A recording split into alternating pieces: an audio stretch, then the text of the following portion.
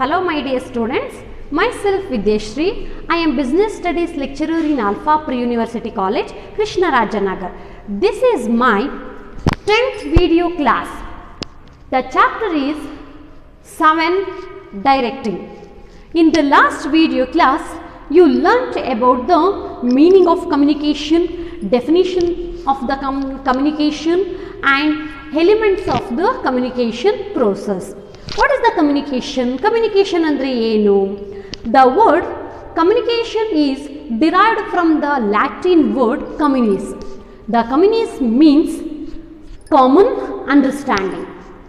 Communication is a process of exchange information between two or more persons with the common understanding. For example, views, facts, feelings, emotions, these are all exchanged from one person to another person with the achievement of common understanding. Then what are the elements of the communication process, such as sender, message, encoding, media, decoding, receiver, feedback and noise. So these are all some elements of the communication process. So these are all things you learnt in the last video. In this class, I am going to explain a very important topic, importance of communication. ಸಂವಹನದ ಪ್ರಾಮುಖ್ಯತೆ ಅಥವಾ ಮಹತ್ವ ಅಂತಲೂ ಕೂಡ ನಾವು ಕರೆಯುವಂಥದ್ದು. So this are all points summarize the importance of the communication, such as act as basis of coordination, helps in smooth working of an enterprises, act as basis of decision making, increases managerial efficiency, promotes cooperation and industrial peace, establishes effective leadership. Last one is boost moral and provides motivation. So these are all some importance of the communication. Let me now one by one. The firstly, act as a basis of coordination. Coordination andre enu? ಸಮನ್ವಯತೆ ಅಂತ ಹೇಳಿ ನಾವು chapter 1 ನಲ್ಲಿ ನೋಡಿರುವಂತದ್ದು. The communication act as a basis of coordination among the different department, different activities and person in the organization, and the coordination is provided by explaining about the goals of the organization. So ಒಂದು ವ್ಯವಹಾರ ಸಂಸ್ಥೆಯಲ್ಲಿ ಒಳ್ಳೆಯ ಸಂವಹನದಿಂದ ಒಳ್ಳೆಯ ಕೋಆರ್ಡಿನೇಷನ್ಸ್ ಆಗೋದಕ್ಕೆ ಸಹಾಯವನ್ನು ಮಾಡುವಂಥದ್ದು. So ಯಾವಾಗ ಒಂದು ವ್ಯವಹಾರ ಸಂಸ್ಥೆಯಲ್ಲಿ ಕಮ್ಯುನಿಕೇಷನ್ ಚೆನ್ನಾಗಿರುತ್ತೋ, ವ್ಯಕ್ತಿಗಳ ನಡುವೆ ಸಂವಹನ ಚೆನ್ನಾಗಿದ್ದಾಗ ಅಲ್ಲೇನಾಗುತ್ತೆ, ಸಮನ್ವಯತೆ, ಕೋಆರ್ಡಿನೇಷನ್ಸ್ ಅನ್ನೋದು ಕ್ರಿಯೇಟ್ ಆಗುವಂಥದ್ದು. ಸೊ ಎಲ್ಲಿ ಸಮನ್ವಯತೆ ಇರುತ್ತೋ ಅಲ್ಲಿ ಒಂದು ಸಂಸ್ಥೆಯ ಉದ್ದೇಶಗಳನ್ನು ಸಾಧಿಸೋದಕ್ಕೆ ಸಹಾಯವನ್ನು ಮಾಡುವಂಥದ್ದು. So the communication is A act as A basis of coordination among the different departments, different activities and persons in the organization. Coordination is provided by explaining about the goals of the organizations. So ಒಂದು ವ್ಯವಹಾರ ಸಂಸ್ಥೆಯಲ್ಲಿ ತನ್ನ ಗುರಿಗಳನ್ನು ಸಾಧಿಸೋದಕ್ಕೆ coordination, ಸಂವಹನತೆಯು ಪ್ರಮುಖವಾದಂತಹ ಪಾತ್ರವನ್ನು ವಹಿಸುವಂಥದ್ದು. ಎಲ್ಲಿ ಒಳ್ಳೆಯ communications ಇರುತ್ತೋ ಅಲ್ಲಿ ಒಳ್ಳೆಯ ಸಹಕಾರ ಆಗಿರ್ಬೋದು ಅಥವಾ ಸಮನ್ವಯತೆ ಆಗಿರ್ಬೋದು ಇರುವಂಥದ್ದು. ಸೊ ಎಲ್ಲಿ ಒಳ್ಳೆಯ ಕಮ್ಯುನಿಕೇಷನ್ಸ್ ಇರೋದಿಲ್ವೋ ಅಲ್ಲಿ conflicts, some problems are arised. So the coordinations helps to achieving goals of the organization. The communication act as a basis of coordination among the different activities, different department and persons in the organization. The coordinations is providing by explaining about the goals of the organization. Next, helps in smooth working of an enterprises. So ಸಂಸ್ಥೆಯ ಕೆಲಸ ಕಾರ್ಯಗಳು ಸುಗಮ ರೀತಿಯಲ್ಲಿ ಸಾಗಿಸೋದಕ್ಕೆ ಸಹಾಯವನ್ನು ಮಾಡುವಂಥದ್ದು. Communication makes possible for the smooth and understanding working of the organization. The communications makes possible for the smooth and understanding work of the organizations. All our communication is basis of the company existence. The company is athava all organizations interactions depends upon the communications. The communications begins with the birth of the organizations and ends with the company ceases exist. So ಒಂದು ವ್ಯವಹಾರ ಸಂಸ್ಥೆಯ ಕೆಲಸ ಕಾರ್ಯಗಳು ಸುಗಮವಾದ ರೀತಿಯಲ್ಲಿ ಮತ್ತು ಅರ್ಥವಾಗುವಂತಹ ರೀತಿಯಲ್ಲಿ ಕೆಲಸ ಕಾರ್ಯಗಳು ಆಗಬೇಕು ಅಂತ ಹೇಳಿದ್ರೆ ಒಳ್ಳೆಯ ಸಂವಹನ ಅಥವಾ ಕಮ್ಯುನಿಕೇಷನ್ನು ಪ್ರಮುಖವಾದ ಪಾತ್ರವನ್ನು ವಹಿಸುವಂಥದ್ದು. Each and every organization interactions depends upon the communications. The communications is the basis of the organization existence. It is begins with the birth of the organizations and ends with the company ending. So ಯಾವಾಗ communication ಅನ್ನೋದು ಯಾವಾಗ ಒಂದು ವ್ಯವಹಾರ ಸಂಸ್ಥೆ ತನ್ನ ಅಸ್ತಿತ್ವವನ್ನು ಪಡೆದುಕೊಳ್ಳುತ್ತೋ ಆವಾಗಲೇ communications ಅನ್ನೋದು ಹುಟ್ಟಿಕೊಳ್ಳುವಂಥದ್ದು. When the communications is stop, ಯಾವಾಗ ಕಮ್ಯುನಿಕೇಷನ್ ಸ್ಟಾಪ್ ಆಗುತ್ತೋ ಆವಾಗ the activities of the companies ceases exist. So ಯಾವಾಗ ಒಂದು ಕಮ್ಯುನಿಕೇಷನ್ ಸ್ಟಾಪ್ ಆಗುತ್ತೋ ಆವಾಗ ಆ ವ್ಯವಹಾರ ಸಂಸ್ಥೆಯ ಕೆಲಸ ಕಾರ್ಯಚಟುವಟಿಕೆಗಳು ಸೀಸಸ್ ಆಗುವಂಥದ್ದು. So according to this points ಏನು ಹೇಳುತ್ತೆ ಅಂತ ಹೇಳಿದ್ರೆ, the communication make possible for smooth and understanding work in the organization. All organizations or each and every organization's interactions depends upon the communication. The communications begins with the company starts. ಯಾವಾಗ company start ಆಗುತ್ತೋ ಆವಾಗ communications ಅನ್ನೋದು ಶುರುವಾಗುವಂಥದ್ದು. ಎಲ್ಲಿವರೆಗೂ company ಎಲ್ಲಿಯವರೆಗೆ ತನ್ನ ಅಸ್ತಿತ್ವವನ್ನು ಉಳಿಸಿಕೊಂಡಿರುತ್ತೋ ಅಲ್ಲಿಯವರೆಗೂ ಕೂಡ ಕಮ್ಯುನಿಕೇಷನ್ಸ್ ಪ್ರಮುಖವಾದಂತಹ ಪಾತ್ರವನ್ನು ವಹಿಸುವಂಥದ್ದು. When the communications is the stop, the organizational activities ceases and exist, ತಮ್ಮ ಅಸ್ತಿತ್ವವನ್ನು ಕಳೆದುಕೊಳ್ಳುವಂಥದ್ದು. ಯಾವಾಗ ಒಂದು ವ್ಯವಹಾರ ಸಂಸ್ಥೆಯಲ್ಲಿ ಸರಿಯಾದ ಸಂವಹನ ಕಮ್ಯುನಿಕೇಷನ್ಸ್ ಇಲ್ಲೋದಿಲ್ವೋ ಆವಾಗ ಆ ಸಂಸ್ಥೆಯ ಕೆಲಸ ಕಾರ್ಯಗಳು ನಿಲ್ಲುವಂತೆ ಆಗುವಂಥದ್ದು. Next, act as basis of decision making. So ಸಂವಹನವು ನಿರ್ಧಾರಗಳನ್ನು ತೆಗೆದುಕೊಳ್ಳೋದಕ್ಕೆ ಸಹಾಯವನ್ನು ಮಾಡುತ್ತವೆ. ಯಾವ ರೀತಿ ಸಹಾಯ ಮಾಡುತ್ತೆ? Communication provides needed information for the decision making. Communication provides needed informations for the decision making. So ಸಂವಹನವು ನಿರ್ಧಾರ ತೆಗೆದುಕೊಳ್ಳಲು ಬೇಕಾಗಿರುವಂಥ ಅಥವಾ ಅವಶ್ಯಕತೆ ಇರುವ ಮಾಹಿತಿಗಳನ್ನು ಒದಗಿಸುವಂಥದ್ದು. On the basis of provide relevant informations one can take for the decision. So ಒಂದು ನಿರ್ಧಾರಗಳನ್ನು ತೆಗೆದುಕೊಳ್ಳೋದಕ್ಕೆ ಒಂದು ಸಂಸ್ಥೆಯ ಕೆಲಸ ಕಾರ್ಯಗಳ ಬಗ್ಗೆ ಆಗಿರ್ಬೋದು, ಅಥವಾ ಆ ಸಂಸ್ಥೆಯ ವಿವಿಧ ವಿಭಾಗಗಳ ನಡುವೆ ಆಗಿರ್ಬೋದು, ಅಥವಾ ಆ ಸಂಸ್ಥೆಯ ಹಣಕಾಸಿನ ಬಗ್ಗೆ ಆಗಿರ್ಬೋದು, ಅಥವಾ ಆ ಸಂಸ್ಥೆಯ ಸಂಪನ್ಮೂಲಗಳ ಬಳಕೆಯ ಬಗ್ಗೆ ಆಗಿರ್ಬೋದು, ಏನು ಮಾಡುತ್ತೆ ಕಮ್ಯುನಿಕೇಷನ್ ಬೇಕಾಗಿರುವಂತಹ ನೀಡೆಡ್ ಇನ್ಫಾರ್ಮೇಷನ್ ಆರ್ ರಿಲೆವೆಂಟ್ ಇನ್ಫಾರ್ಮೇಷನ್ಸ್ನ ಪ್ರೊವೈಡ್ ಮಾಡುವಂಥದ್ದು for the purposes of taking a proper decision. So coordination provides needed informations for the decision making, or a communication provides relevant informations for the decision making.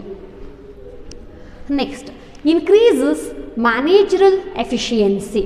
So ನಿರ್ವಹಣೆಯ ಸಾಮರ್ಥ್ಯವನ್ನು ಹೆಚ್ಚಿಸುವಂಥದ್ದು. Communication is essential for quick and effective performance of the managerial function. The communication essential for quick and effective performance of the managerial functions. What are the managerial functions? Such as planning, organizing, staffing, directing and controlling. So ಸಂವಹನವು ಒಂದು ಸಂಸ್ಥೆಯ ಕಾರ್ಯಗಳು ಸುಗಮವಾದ ರೀತಿಯಲ್ಲಿ ಅಥವಾ quick fast ಆಗಿ ಅಥವಾ ಸಾಮರ್ಥ್ಯವಾಗಿ ಕೆಲಸವನ್ನು ನಿರ್ವಹಿಸೋದಕ್ಕೆ communication ಸಹಾಯವನ್ನು ಮಾಡುವಂಥದ್ದು. ಪ್ಲ್ಯಾನಿಂಗ್ ಆಗಿರ್ಬೋದು, ಆರ್ಗನೈಸಿಂಗ್ ಆಗಿರ್ಬೋದು, ಸ್ಟಾಫಿಂಗ್ ಆಗಿರ್ಬೋದು, ಕಂಟ್ರೋಲಿಂಗ್ ಆಗಿರ್ಬೋದು, ಡೈರೆಕ್ಟಿಂಗ್ ಆಗಿರ್ಬೋದು. So these are all some important functions of the management. So ಈ ಫಂಕ್ಷನ್ಸ್ಗಳು ಕ್ವಿಕ್ ಆ್ಯಂಡ್ ಎಫೆಕ್ಟಿವ್ ಪರ್ಫಾರ್ಮೆನ್ಸ್ ಬೇಕು ಅಂತ ಹೇಳಿದ್ರೆ ಈ proper communications is necessary.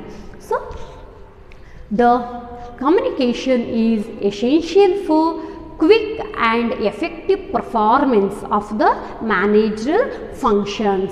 The management conveys the goals, targets, issues, instructions, allocations of the jobs and responsibility and looks after the performance of the subordinates. So ಈ ಎಲ್ಲದಕ್ಕೂ ಕೂಡ communications is very very important. ಯಾವ್ಯಾವುದಕ್ಕೆ? Allocating job ಆಗಿರ್ಬೋದು, ಫಿಕ್ಸಿಂಗ್ಗೆ responsibilities ಆಗಿರ್ಬೋದು, instructions ಆಗಿರ್ಬೋದು, any issues ಆಗಿರ್ಬೋದು, any targets ಆಗಿರ್ಬೋದು, ಎನಿ ಗೋಲ್ಸ್ ಆಗಿರ್ಬೋದು. ಅದೇ ರೀತಿ looks after the performance of the subordinates. ಇದನ್ನೆಲ್ಲನೂ ನೋಡ್ಕೊಳ್ಳೋದಕ್ಕೆ a communications is very very important because the management conveys the goals, issues, then targets, allocates jobs, instruction, then fixing the responsibilities and look after the performance of employees or subordinates. So ಇದಕ್ಕೆಲ್ಲ a good communications is helpful to the increases managerial efficiency. Next, promotes cooperation and industrial peace. Cooperation ಅಂದರೆ ಏನು? ಸಹಕಾರವನ್ನು ಹೆಚ್ಚಿಸುವಂಥದ್ದು. ಮತ್ತು industrial piece ಅಂದರೆ ಏನು? ಶಾಂತಿಯನ್ನು ಕಾಪಾಡಿಕೊಳ್ಳೋದಕ್ಕೆ communications necessary ಅಂತ ಹೇಳುವಂಥದ್ದು. So according to this points, efficient operation is the aim is all prudent management. ಏನು ಪ್ರುಡೆಂಟ್ ಮ್ಯಾನೇಜ್ಮೆಂಟ್ ಅಂತ ಹೇಳಿದ್ರೆ ದೂರದೃಷ್ಟಿ ಅಂತೇಳಿ ಕರೆಯುವಂಥದ್ದು.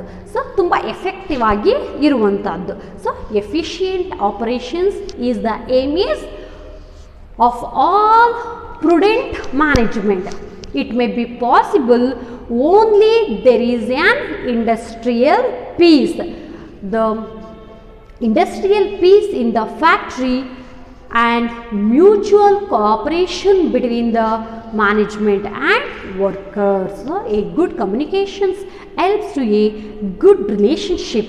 A good communication creates a good relationship between the management and workers or owners or workers. So ಎಲ್ಲಿ ಒಳ್ಳೆಯ communication ಇರುತ್ತೋ ಆ ಜಾಗದಲ್ಲಿ ಏನಾಗುವಂಥದ್ದು ಕೋಆಪರೇಷನ್, ಸಹಕಾರ ಅನ್ನೋದು ಕೂಡ ಹೆಚ್ಚಾಗುವಂಥದ್ದು. ಅದೇ ರೀತಿ ಒಂದು ಸಂಸ್ಥೆಯಲ್ಲಿ ಶಾಂತಿಯನ್ನು ಕಾಪಾಡಿಕೊಳ್ಳೋದಕ್ಕೆ a communication is very very important between the owners or employees or management and the workers. A good communications helps to creates mutual relationship between the workers and management. It is also helpful to the cooperations between all the members in the organization. Next, establishes effective leadership. So communications is one of the important qualities of the leadership. ನೀವು ನೋಡಿದ್ದೀರಾ. So communication ಅನ್ನೋದು ಲೀಡರ್ಶಿಪ್ನ ಒಂದು ಪ್ರಮುಖ qualities ಅಂತೇಳಿ ಕರೆಯುವಂಥದ್ದು. So the communications is one of the important qualities of the leadership. Communication is basis of the leadership. Effective communications helps to influence subordinates, and while influencing the people, leader should possess a good communication skills.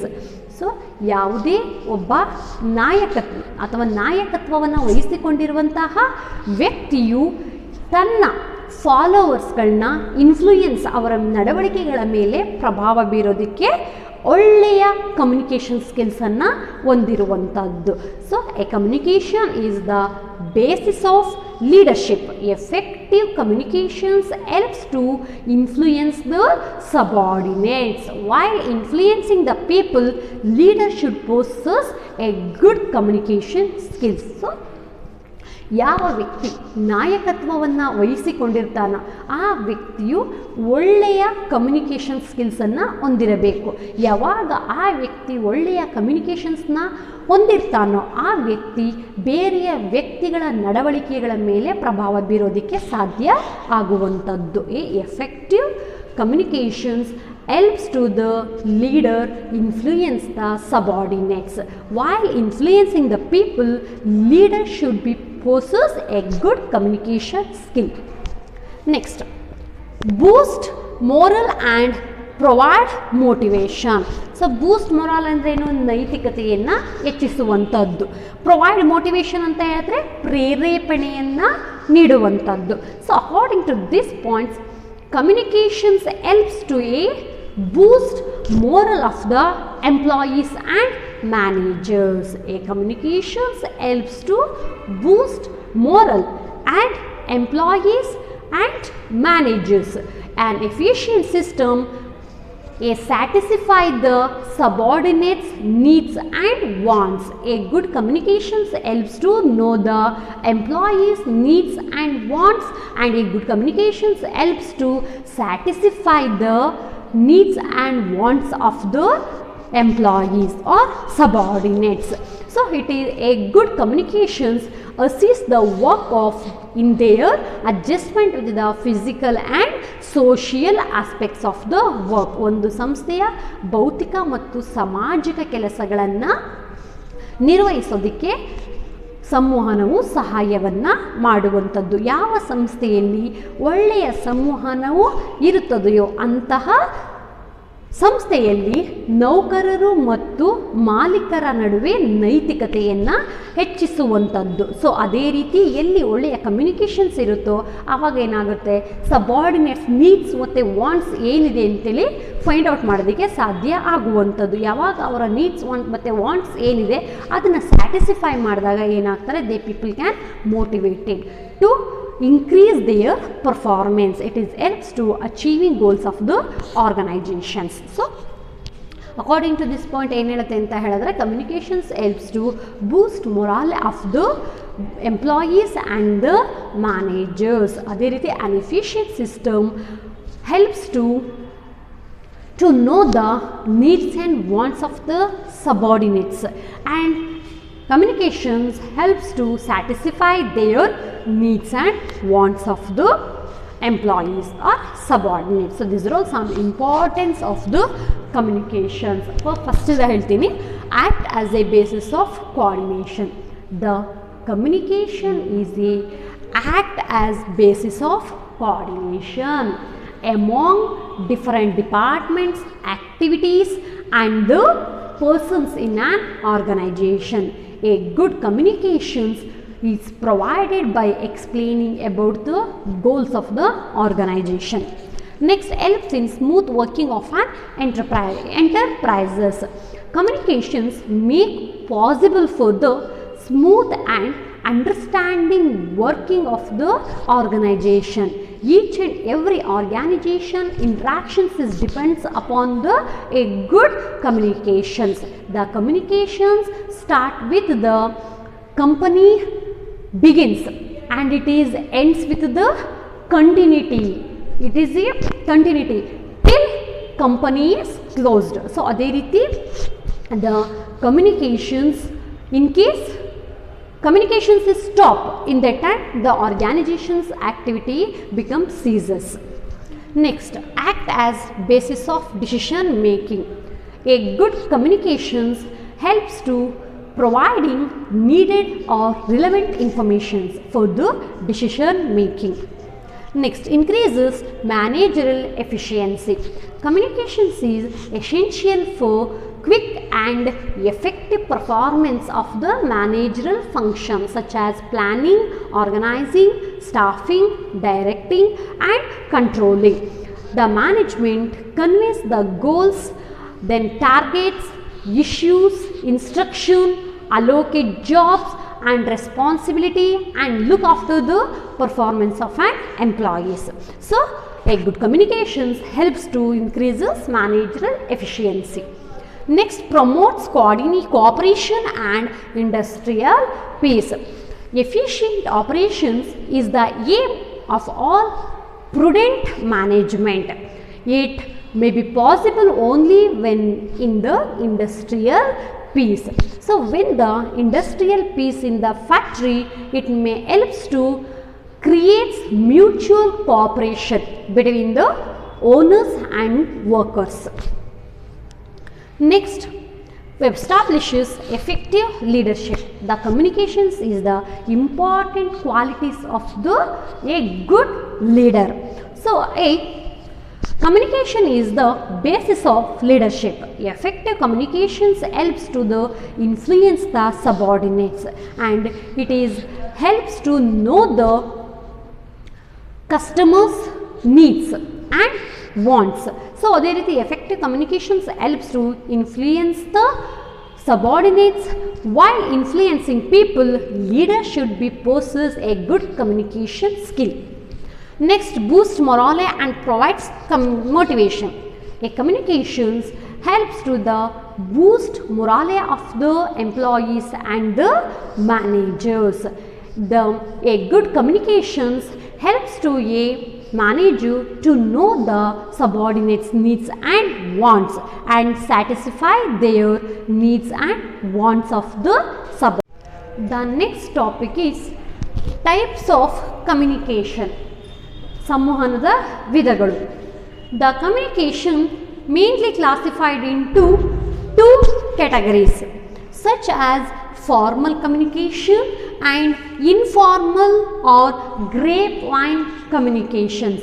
So the informal communications is also known as grapevine communication. This is very important for the 1 marks. So informal communications is also known as dash ಅಂತೇಳಿ ಕೂಡ ಕೇಳಬಹುದು, ಅಥವಾ grapevine communications ಅಂದ್ರೆ ಏನು ಅಂತಾನೂ ಕೂಡ ಕೇಳಬಹುದು. So this is very important for the 1 marks. The communications mainly classified into two categories. One is the formal communication and the informal communication. The formal communication again classified into two categories. One is the vertical formal communication and horizontal or lateral formal communication. Vertical formal communication again classified into two categories. One is the upward communication and downward communication. First, let me know what is the formal communication. So ಈ ಕ್ಲಾಸಲ್ಲಿ ನಾನು formal communications ಅಂದರೆ ಏನು ಅಂತೇಳಿ ಮಾಡ್ತೀನಿ. ಇನ್ನು next ಕ್ಲಾಸಲ್ಲಿ informal communication ಮತ್ತು ಫಾರ್ಮಲ್ ಕಮ್ಯುನಿಕೇಷನ್ಸ್ ಮೇನ್ ಕ್ಯಾಟಗರೀಸ್ ಯಾವ್ಯಾವುದು ಅಂತೇಳಿ ಹೇಳ್ಕೊಡ್ತೀನಿ. So in this class to know about the meaning of formal communication, vertical andre ಏನು, horizontal andre ಏನು, upward andre ಏನು, downward communication andre ಏನು ಅಂತೇಳಿ ತಿಳ್ಕೊಳ್ಳೋಣ. So what is the formal communication? The formal communication may be oral or written form. The formal communication may be oral or written form. The formal communication is the exchange of official information. Formal communication is the exchange of official information that flows along with the different levels in the organizational hierarchy. In another words, the formal communication may take place between superiors and subordinates. The formal communication may take place between superiors to subordinates, or subordinates to the superiors, or among same levels of the employees or managers. So ಯಾವ ಸಂಸ್ಥೆಯಲ್ಲಿ communication ಸಂವಹನವು ಮೇಲಧಿಕಾರಿಯಿಂದ ಕೆಳ ಅಧಿಕಾರಿಗಾಗಿರ್ಬೋದು, ಅಥವಾ ಕೆಳ ಅಧಿಕಾರಿಯಿಂದ ಮೇಲಧಿಕಾರಿಗಳಿಗಾಗಿರ್ಬೋದು, ಅಥವಾ same ಲೆವೆಲಲ್ಲಿ same level managers ಅಥವಾ employees ಮಧ್ಯೆ ನಡೆಯುವಂತಹ ಒಂದು ಕಮ್ಯುನಿಕೇಷನ್ಸ್ಗೆ ನಾವು ಫಾರ್ಮಲ್ ಕಮ್ಯುನಿಕೇಷನ್ ಅಂತೇಳಿ ಕರೆಯುವಂಥದ್ದು. ಸೊ ಅದು ಡಿಫ್ರೆಂಟ್ ಲೆವೆಲ್ಸ್ ಆಗಿರ್ಬೋದು, ಹೈ ಲೆವೆಲ್ ಮತ್ತು ಮಿಡಲ್ ಲೆವೆಲ್ ಜೊತೆ ಕಮ್ಯುನಿಕೇಟ್ ಮಾಡೋದಾಗಿರ್ಬೋದು, ಅಥವಾ ಸೇಮ್ ಲೆವೆಲ್ ಅವ್ರ ಜೊತೆ ಕಮ್ಯುನಿಕೇಟ್ ಮಾಡೋದಾಗಿರ್ಬೋದು, ಅಥವಾ ಸುಪೀರಿಯರ್ಸ್ ಟು ಸಬಾರ್ಡಿನೇಟ್ಸ್ ಜೊತೆ ಆಗಿರ್ಬೋದು, ಅಥವಾ ಸಬಾರ್ಡಿನೇಟ್ಸ್ ಟು ಸಪೀರಿಯರ್ಸ್ ಜೊತೆ ಆಗಿರ್ಬೋದು. ಈ ರೀತಿ ಕಮ್ಯುನಿಕೇಟ್ ಆಗೋದನ್ನು ನಾವು ಫಾರ್ಮಲ್ ಕಮ್ಯುನಿಕೇಷನ್ ಅಂತೇಳಿ ಕರೆಯುವಂಥದ್ದು. So formal communication may take place between the superiors to subordinates, or from subordinates to superiors, or among same levels managers or employees. So another meaning, the formal communications is exchange of official informations that take place along different levels in the organizational hierarchy. Next, formal communication classified into two categories. One is the vertical formal communication and horizontal or formal communication. Horizontal or lateral formal communication. What is the vertical formal communication andre ಏನು? Vertical ಅಂದರೆ ಏನು? Vertical ಅಂತ ಹೇಳಿದ್ರೆ ನಾವು ಲಂಬ ಸಂವಹನ ಅಂತೇಳಿ ಕರೆಯುವಂಥದ್ದು. So the vertical communications through vertical communications flows vertically, such as upward communications or downward communication. Vertical communications flows in vertically, such as upward communications or downward communications through the formal channels. Firstly, what is the upward communications andre ಏನು? Upward ಅಂತ ಹೇಳಿದ್ರೆ ಮೇಲ್ಮುಖವಾಗಿ ಸಂವಹನವನ್ನು ಮಾಡುವಂಥದ್ದು. So ಯಾರು mark ತೋರಿಸ್ತಾ ಇದೆ ಹೇಳಿ? ಅಪ್ವರ್ಡ್ ಕಮ್ಯುನಿಕೇಷನ್ ಯಾವ ರೀತಿ ಫ್ಲೋ ಆಗ್ತಿದೆ? ಕೆಳವರ್ಗದಿಂದ ಮೇಲ್ವರ್ಗಕ್ಕೆ. ಸೊ ಹಾಗಾದರೆ upward communications is refers to the communications flows from a subordinates to a superiors. So ಯಾವಾಗ ಸಂವಹನವು ಕೆಳವರ್ಗದಿಂದ ಮೇಲ್ವರ್ಗಕ್ಕೆ ವರ್ಗಾವಣೆ ಆಗುತ್ತೋ ಅದನ್ನು ನಾವು ಅಪ್ವರ್ಡ್ ಕಮ್ಯುನಿಕೇಷನ್ಸ್ ಅಂತೇಳಿ ಕರೆಯುವಂಥದ್ದು. From subordinates to superiors, from subordinates to superiors, that is known as upward communication. Upward communications refers to the communications flows from the subordinates to the superiors. What are the examples? Such as applications for grant of leave, submissions of progress report and request for a grant. For example, ರಜವನ್ನು ಕೋರಿ ಅರ್ಜಿಯನ್ನು ಸಲ್ಲಿಸುವಂಥದ್ದು, ಪ್ರಗತಿ ವರದಿಯನ್ನು ಸಲ್ಲಿಕೆ ಮಾಡುವಂಥದ್ದು, so ಅಥವಾ ಇನ್ಯಾವುದಾದ್ರೂ ಒಂದು ಅನುದಾನಕ್ಕೆ ಮನವಿಯನ್ನು ನೀಡುವಂಥದ್ದು. So ಇದಕ್ಕೆ ನಾವು ಅಪ್ವರ್ಡ್ ಕಮ್ಯುನಿಕೇಷನ್ಸ್. ಫಾರ್ ಎಕ್ಸಾಂಪಲ್, ರಜಕ್ಕೆ ಅರ್ಜಿಯನ್ನು ಕೋರಿಯುವಂಥದ್ದು, ಅದು ಯಾವಾಗಲೂ ಕೂಡ ಕೆಳವರ್ಗದಿಂದ ಮೇಲ್ವರ್ಗಕ್ಕೆ ಕೊಡುವಂತಹ ಒಂದು ಕಮ್ಯುನಿಕೇಷನ್ಸ್. ಸೊ ಯಾವ್ಯಾವುದು ಎಕ್ಸಾಂಪಲ್?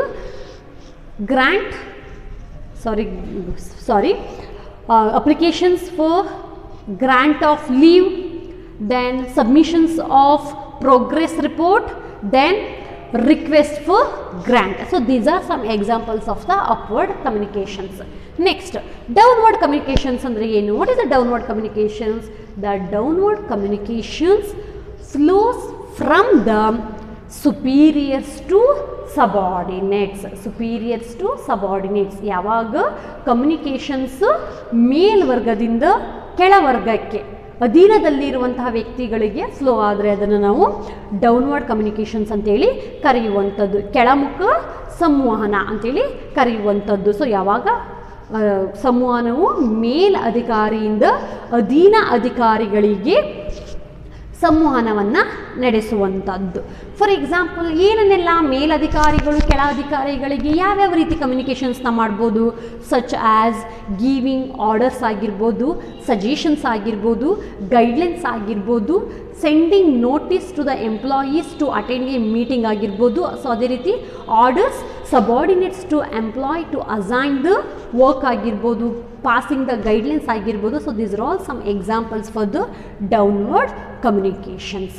ಸೊ ಏನು ಹೇಳುತ್ತೆ, ವರ್ಟಿಕಲ್ ಕಮ್ಯುನಿಕೇಷನ್ಸ್ ಅಂದರೆ ಏನು? Vertical communications flows in vertically such as upward ಆಗಿರ್ಬೋದು ಅಥವಾ ಡೌನ್ವರ್ಡ್ ಆಗಿರ್ಬೋದು. So upward communications refers to the communications flows from subordinates to a superiors.